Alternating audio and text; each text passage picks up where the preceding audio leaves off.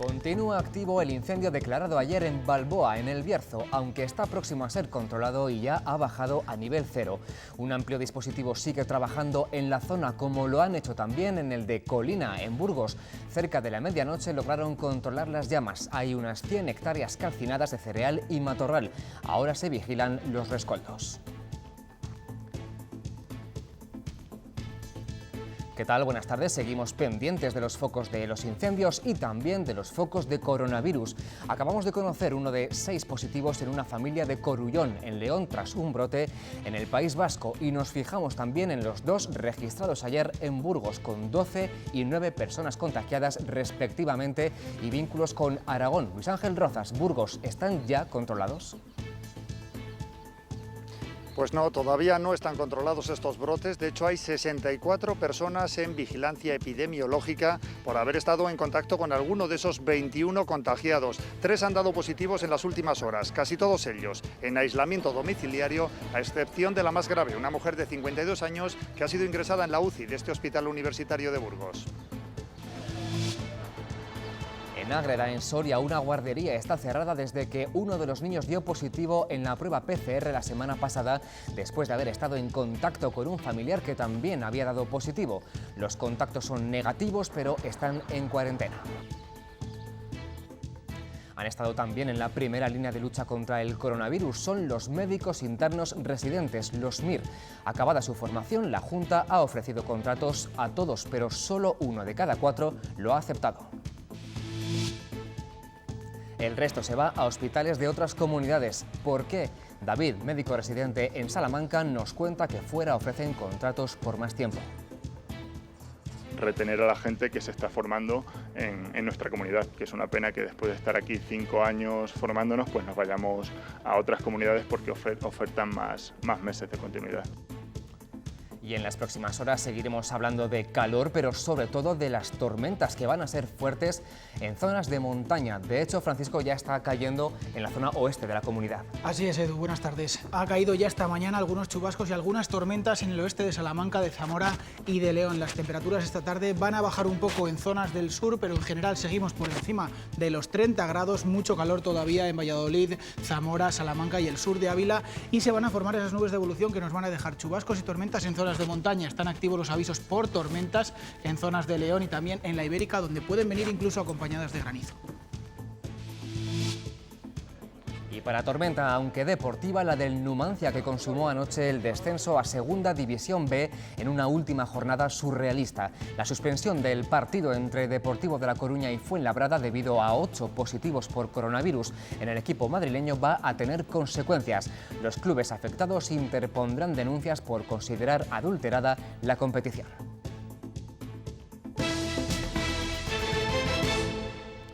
Una veintena de incendios se declaró ayer en la comunidad, la mayoría de ellos de origen agrícola. Entre los más importantes, el que se inició en torno a las 6 de la tarde en Balboa, en El Bierzo. Desde entonces, un gran despliegue de medios técnicos y personales ha evitado que las llamas alcanzasen los núcleos de población. Según el último parte de la Junta, el incendio sigue activo, aunque Miguel Ángel Blanco ha bajado a nivel cero. El incendio está prácticamente controlado, a pesar de que la Junta todavía lo califica como activo. Un incendio que comenzaba a última hora de la tarde de ayer, avivado por el intenso calor y el viento, que logró alcanzar una colina muy cercana a Balboa en menos de 2 horas, lo que obligó a transportar al lugar hasta medios aéreos llegados de Asturias, Galicia y Castilla y León, más de media docena de helicópteros, además de autobombas, bulldozer y técnicos medioambientales. Pero llegó la noche, esos medios aéreos tuvieron que regresar a sus bases y hasta 4 cuadrillas de tierra nocturnas tuvieron que seguir perimetrando, evitando el avance de las llamas. Un operativo que se prolongó casi hasta las 5 de la mañana, formado por más de 70 personas. Ahora hay que valorar cuáles son las causas de este incendio, que ha causado un desastre medioambiental, principalmente en Brezo y Monte Bajo, aunque también ha afectado a algún robledal.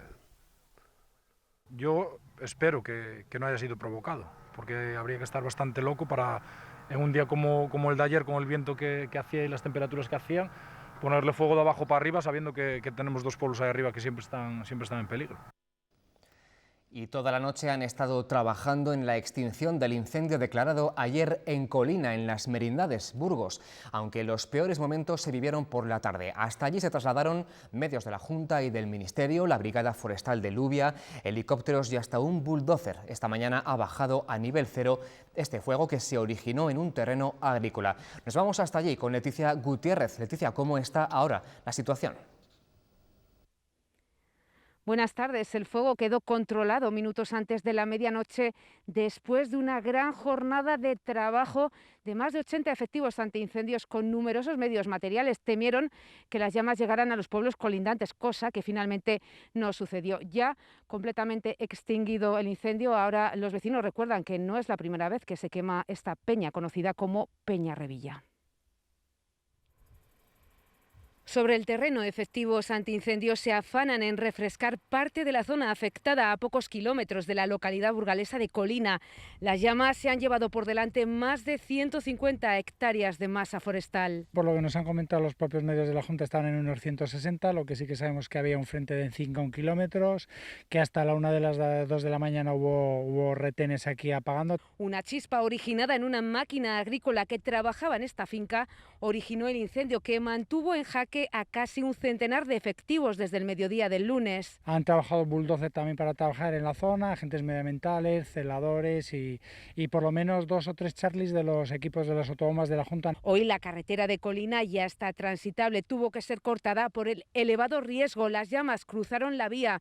Estas vecinas de Revilla Pienza lo vieron todo desde sus casas. Un poco miedo, sí, porque caía en el jardín donde estaba yo, me caía cenizas del humo. Que la gente muy asustada, la gente del pueblo estaba, porque impresionaba mogollón la cantidad de humo que salía. Con la tranquilidad de saber que ya ha pasado el susto, recuerdan episodios similares. La vez anterior, hace 18 años. Denuncian que esta peña se utiliza de vertedero, basura de todo tipo, como neumáticos.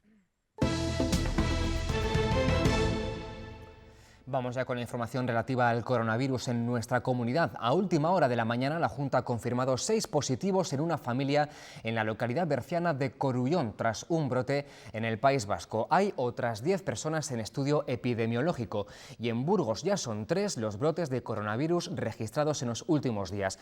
Uno tiene un afectado, pero se considera brote porque es en una residencia, y los otros 2 se conocieron ayer. Hay 21 contagiados en total, 3 más que ayer, y están aislados en sus casas. Luis Ángel Rozas, Burgos, nos comentabas que no están todavía controlados esos focos.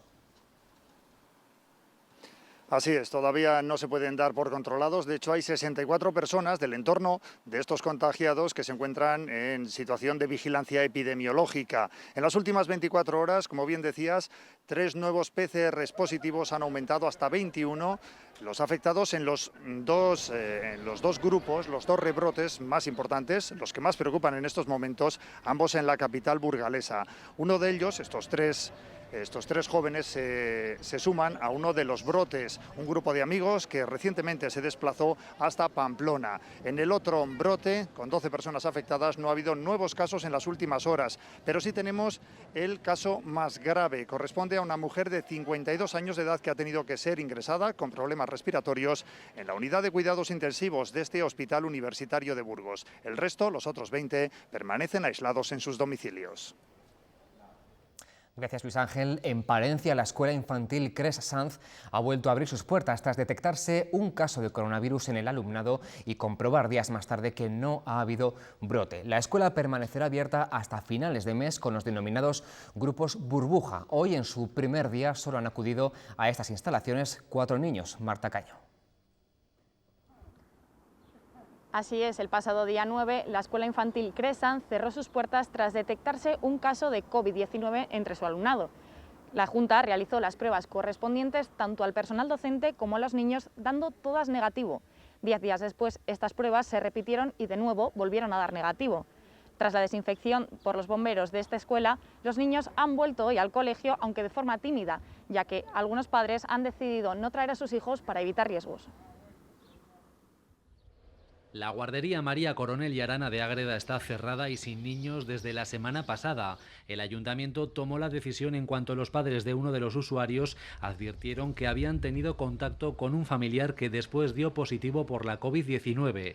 Este lunes la PCR confirmaba el contagio del niño de solo 18 meses. Su tío se infectó en Tarazona, Zaragoza, al coincidir en el polideportivo con otro positivo contagiado en Tudela de Navarra a raíz de un brote originado en una boda. Sus padres dieron negativo, pero el consistorio agredeño pidió practicarle la prueba al menor. En el centro solo coincidió con otro niño, aunque por precaución también han hecho la PCR a un segundo usuario. El resultado en ambos casos ha sido negativo, al igual que su hermano y los 3 trabajadores de la guardería.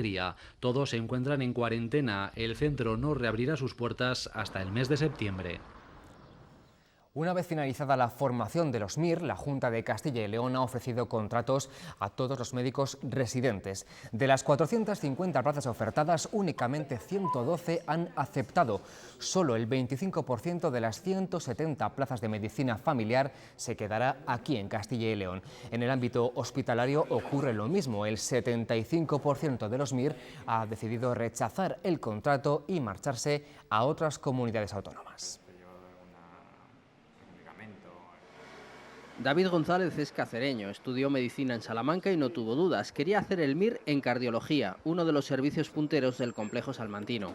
Acabada ya su residencia, va a seguir en el hospital con un contrato para el verano. Contratos de verano hasta final de octubre sí se han ofertado muchos.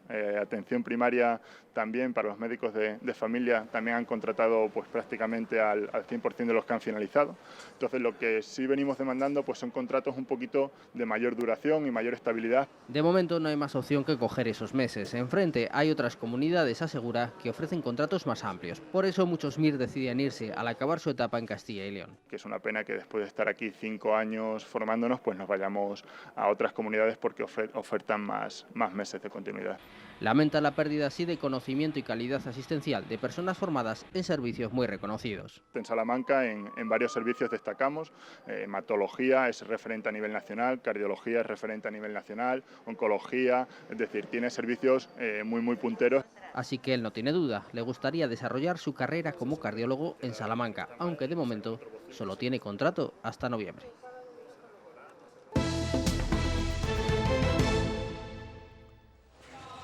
Es la salida de los líderes europeos de nuevo de madrugada tras el 4º día consecutivo de reuniones. Esta vez la imagen es muy distinta. Satisfacción en las caras de todos porque la Unión Europea logra un acuerdo histórico que a punto estuvo de fracasar y porque lo consigue en unos pocos meses. A las 5:31 de la mañana, el presidente del Consejo publicaba un tuit con la noticia: Europa se endeudará por primera vez en su historia para poner sobre la mesa 750.000 millones de euros, la mitad en subvenciones y la otra mitad en préstamos. España podrá acceder así a 140.000 millones de euros. No son las cantidades que Alemania y Francia pusieron sobre la mesa al inicio, pero Europa salva el acuerdo. 750.000 millones de euros, más de la mitad en subvenciones directas que no habrá que devolver y la otra mitad en préstamos. Hoy, no les quepa duda, se ha escrito una de las páginas más brillantes de la historia de la Unión Europea y como profundo europeísta que soy, permítame que les traslade mi profunda emoción. Se repartirán el 30% entre 2020 y 2021 y el resto entre 2021 y 2022. Acuerdo histórico que servirá para la recuperación económica, pero también para la modernización, con 3 pilares: la transformación digital, ecológica y la formación. España recibirá 140.000 millones, 72.000 de manera directa. Casi 10 veces más del tamaño de aquellos fondos de cohesión que tanto supusieron para el progreso y la prosperidad de nuestro país. El fondo supone la reducción del de transición ecológica en 20.000 millones y otras partidas del presupuesto, pero Sánchez asegura que no en la política agraria común.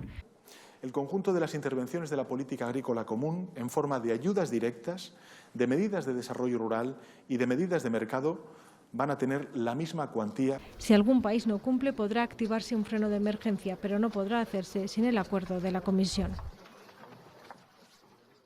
Acuerdo. Con este tuit, el presidente del Consejo Europeo anunciaba el final de 4 días y 4 noches de cumbre. Los líderes de los 27 comenzaron el viernes una dura negociación con el proyecto europeo en juego. Con el ánimo de llegar a un acuerdo. Y con ese afán de entendimiento se exponen las posturas encontradas durante 7 horas. La tensión comienza en la cena cuando los países frugales, Países Bajos, Dinamarca, Austria y Suecia, liderados por el primer ministro holandés, exigen un derecho a veto para el desembolso de las ayudas. El sábado continúa la negociación con intensas reuniones bilaterales y encuentros entre los líderes y el presidente del Consejo, que propone guiños a los frugales. La cena vuelve a romper puentes hasta el punto de que se escucha el rumor de que Macron quiere abandonar la cumbre. El domingo, el optimismo ante los micrófonos no sucede dentro. Más reuniones bilaterales durante todo el día y la noche. La madrugada del lunes, Michel pone sobre la mesa una propuesta revisada que cambia la tendencia y por fin se avanza. I'm positive for today. We are not there yet. But I'm confident. I think that even if it's difficult. El acuerdo ya se toca en la cena, aunque para cerrar los flecos hubiera todavía que emplearse hasta las 5:31 que se anunciaba el consenso. Esta ha sido por minutos la segunda cumbre más larga de la historia de la Unión Europea, solo comparable a la cumbre de Niza de diciembre del 2000 que preparaba la ampliación. También duró 4 días y terminó de madrugada. Bueno, pues el acuerdo aprobado anoche tiene ahora un largo recorrido porque tiene que ratificarse en el Parlamento Europeo y en cada Estado miembro de la Unión. Y a eso ha llamado Daniel de la Fuente en Moncloa, la portavoz del Gobierno español. Sí, ¿qué tal? Buenas tardes. Pues María Jesús Montero ha apelado a ese consenso y ha dicho que es un acuerdo histórico que deja de lado los intereses particulares. Precisamente para rendir cuentas y dar detalles sobre ese acuerdo, Pedro Sánchez ha pedido comparecer en el Congreso de los Diputados y también tiene previsto convocar una reunión con los presidentes autonómicos para dar todos los detalles antes de que finalice el mes de julio. En este Consejo de Ministros también se ha aprobado un plan para las empresas estratégicas dotado con 10.000 millones de euros y también se ha dado luz verde a un Real Decreto para ampliar la partida destinada a las becas, concretamente un 22% hasta los 1.900 millones de euros. Esto también trae consigo un cambio en los requisitos para acceder a estas ayudas y todo ello para intentar mejorar la situación de los alumnos que están en situación más desfavorable. Como decía, volviendo a ese tema del consenso, María Jesús Montero ha dicho que todos los partidos políticos tienen que estar a una y también los que forman la oposición. Creo que ninguno entendemos que el principal partido de la oposición, que ha sido partido de gobierno durante muchos años, prefiera tensar esta cuerda para romperla. Por ello, y no nos vamos a cansar, desde este Gobierno animamos una vez más a hacer un último esfuerzo y a apoyar este dictamen, que créanme, no es ningún aval ni es un cheque en blanco para este Gobierno. El dinero del Ministerio de Agricultura para la poda en verde de los viñedos es insuficiente para Castilla y León. Se necesitan casi 4 millones de euros más para atender todas las peticiones. La Junta reclama una mayor aportación. Le hemos propuesto al Ministerio que el propio Gobierno de España cubra el 50% de lo que todavía falta precisamente de atender y el otro 50% sería atendido por la Junta de Castilla y León. Los sindicatos y la patronal consideran que la Junta está incumpliendo el acuerdo del diálogo social al modificar lo pactado en los complementos autonómicos para los ERTEs. Hoy han comenzado reuniones con los grupos parlamentarios para exponerles su opinión. Laura Zembranos, ¿conocemos ya alguna novedad? Buenas tardes. Poco ha trascendido de esa reunión entre sindicatos, patronal y Partido Popular. Comenzaba hace apenas una hora, pero todavía siguen reunidos. Recordamos que el diálogo social pedía una reunión con el presidente de la Junta, con Alfonso Fernández Mañueco, pero que de momento esa reunión no se va a producir y aprovechando que esta tarde hay pleno en la sede de las Cortes, ha iniciado una ronda de contactos con los partidos políticos. Hoy comenzaban con el Partido Popular y mañana los sindicatos se reunirán con Ciudadanos y también con el Partido Socialista. Piden que las ayudas a los trabajadores en ERTE lleguen a todos ellos y no solo a algunos, como marcan las nuevas bases de la Junta. Pues el Partido Popular llevará mañana al Pleno de las Cortes una proposición no de ley sobre el proyecto del campamento militar de Montelarreina, en Zamora, para su debate y aprobación. Los populares lo consideran un proyecto estratégico en la lucha contra la despoblación con el que quieren colaborar, pero reiteran que la competencia y el compromiso es del Gobierno de Pedro Sánchez. Porque la responsabilidad de liderar el proyecto es del Gobierno de España, que es quien tiene las competencias. Y que nadie tenga la menor duda que la Junta de Castilla y León colaborará en el ámbito de sus competencias para que este proyecto sea una realidad. Pero no se puede pretender que los compromisos políticos de unos los paguen otros. Los brotes que se están registrando por todo el país preocupan y mucho a los trabajadores autónomos. Durante la pandemia redujeron en más de la mitad su facturación anual.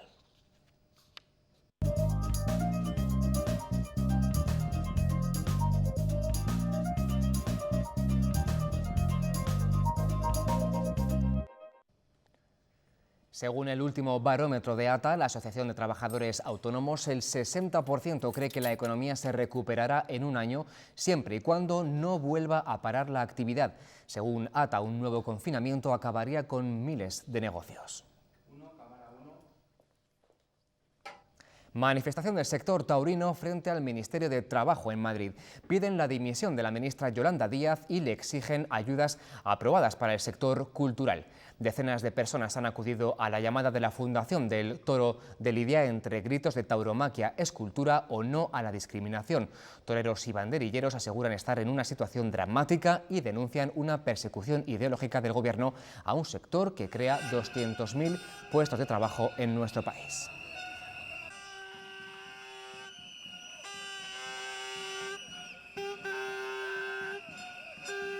Bueno, institucionalmente hemos hecho todo lo que hemos podido, hemos hablado, lo hemos llevado por todos los recursos viables posibles dentro de las administraciones, pero bueno, cuando ves que ya poco menos que se ríen de nosotros, pues tenemos que empezar a buscar otros recursos. Ya no se trata de defender la tauromaquia, sino se trata de defender el pan de las familias y que no haya trato discriminatorio por motivos ideológicos. Nosotros somos el partido que nos vamos a oponer a la ley de la eutanasia de Pedro Sánchez, por innecesaria y por injusta.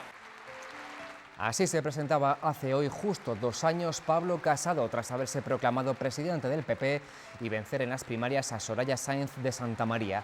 Un discurso más conservador que 2 años después sigue recibiendo llamadas a la moderación. Hoy Casado acudía al curso de verano de la Universidad Complutense y resaltaba que 2 años después hay más ciudadanos gobernados por alcaldes y presidentes del PP que entonces. El Consejo Asesor de la Memoria Histórica ha acordado en su reunión de hoy promover nuevas convocatorias de ayudas para las asociaciones. El objetivo es avanzar en la elaboración de los mapas donde se encuentran las fosas. Además, la Junta trabaja ya en la creación de la Unidad de Memoria Histórica y Democrática, una institución que se encargaría de las labores para localizar e identificar a las víctimas. El vicepresidente del Gobierno regional ha recordado la necesidad de crear un banco de ADN nacional.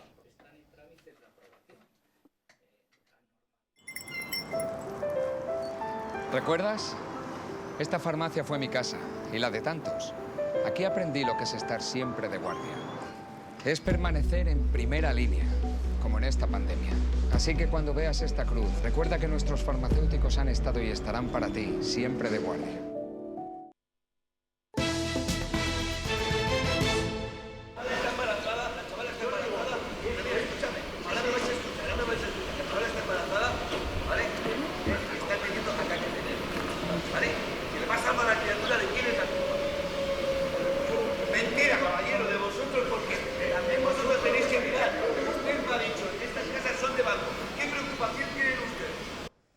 Son imágenes de la intensa discusión entre los propietarios de las viviendas y los ocupas que desde el domingo se han instalado en la urbanización Villimar, en Burgos. Los ocupas acusan a los vecinos de insultarlos. Incluso uno llega a decir que su mujer está embarazada y tiene problemas de nervios y que si le pasara algo al bebé sería culpa de ellos. Aseguran que están siendo educados y que las viviendas son del banco.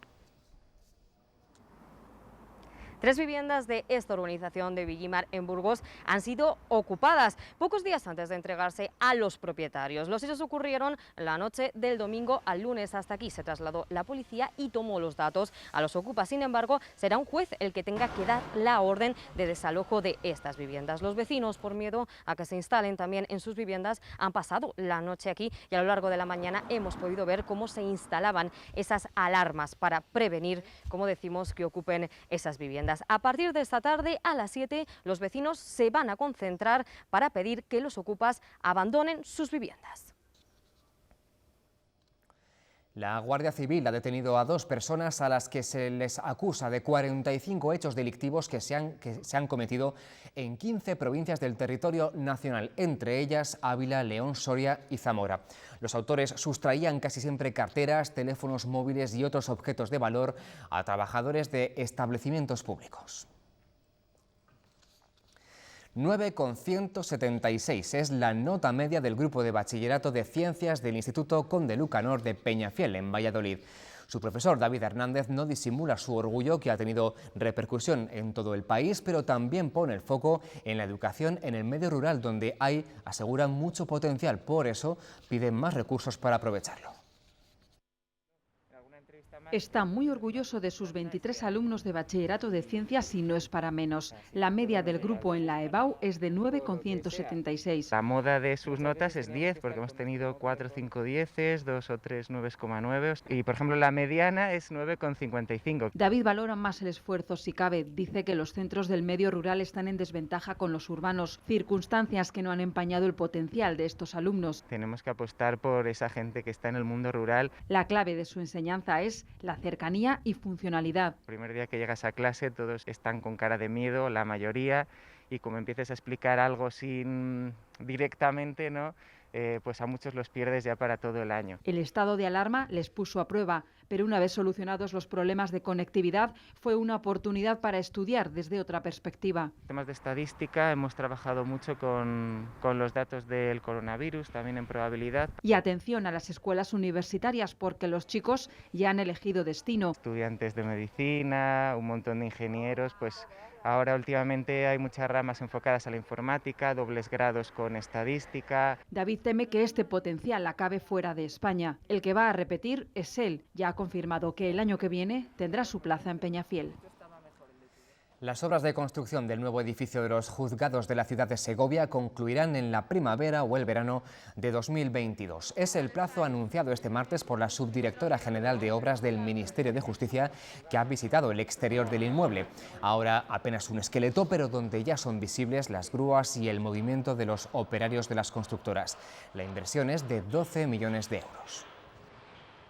Posiblemente sean muy ambiciosos porque también todo el tema del COVID, el contexto en la construcción, en el suministro de materiales y demás ha cambiado. Entonces a lo mejor es muy ambicioso y 20 meses no, pero esperemos que 24, que para dentro de 2 veranos pues sí que pueda estar terminado.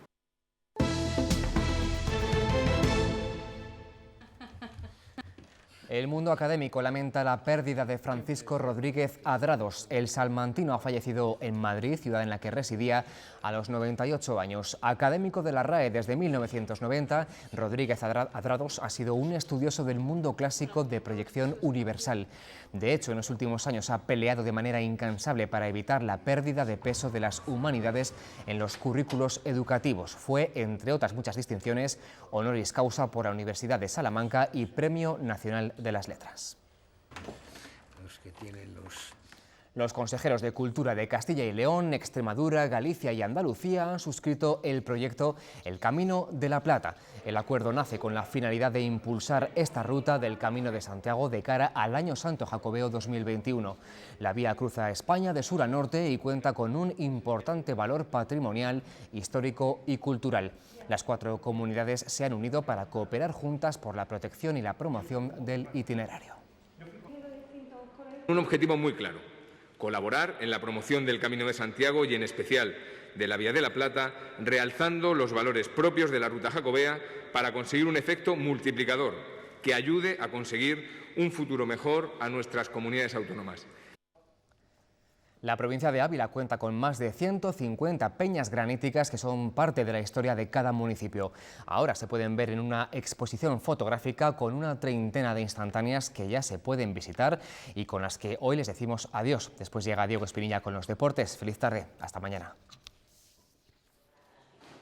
Peñas singulares que albergan diferentes paisajes en los que destacan rocas que concentran un sentido religioso que se remontan incluso a la Edad de Bronce. Esta es la temática de una muestra abierta al público en la que se puede conocer el legado histórico abulense. Para conocer este patrimonio, para que empiece a conservarse, porque está en peligro de extinción, aunque no lo parezca, aunque son peñas, pero sobre todo las leyendas y las tradiciones asociadas están desapareciendo y es importante conservarla. En total, la provincia de Ávila atesora más de 150 peñas que conforman uno de los conjuntos más ricos y a la vez más deteriorados de Europa Occidental. A través de ellas es posible la investigación del pensamiento y las creencias de las sociedades que habitaron en siglos pasados. Tirar una piedra a la cumbre, pongamos, de la peña sacra, que se hacía pues para liberar un alma del purgatorio.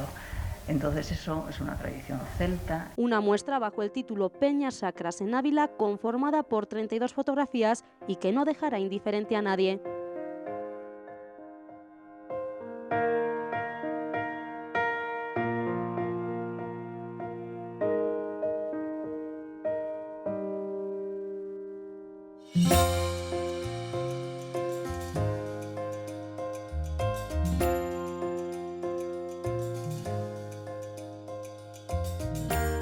Estamos consiguiendo que esto sea imparable. Iberdrola, impulsando la igualdad a través del deporte.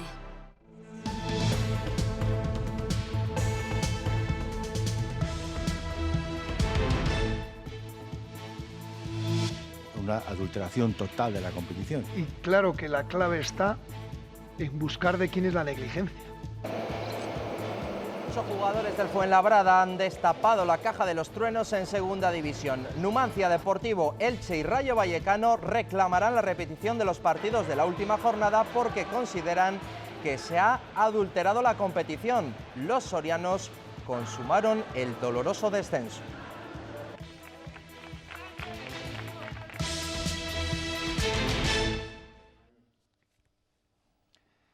Son imágenes del hotel de La Coruña, donde están aislados en estos momentos todos los integrantes del Fuenlabrada. Los 8 positivos por coronavirus en el conjunto madrileño provocaron que se suspendiera el partido que debía disputarse en el estadio de Riazor. El Ayuntamiento de La Coruña pedirá explicaciones para saber por qué el equipo madrileño viajó con contagiados. Constituye un peligro y un riesgo para la salud pública de esta ciudad y, desde el Gobierno que presido, tenemos la obligación de denunciar. Ha tenido que pasar en el último partido de la última jornada. Buenas tardes en Segunda División. El protocolo de la Liga había funcionado, la verdad, a la perfección, pero anoche todo saltó por los aires. Por lo pronto, los clubes afectados interpondrán denuncias por no suspenderse la jornada al completo. Deportivo, Rayo, Elche y Numancia no aceptan la decisión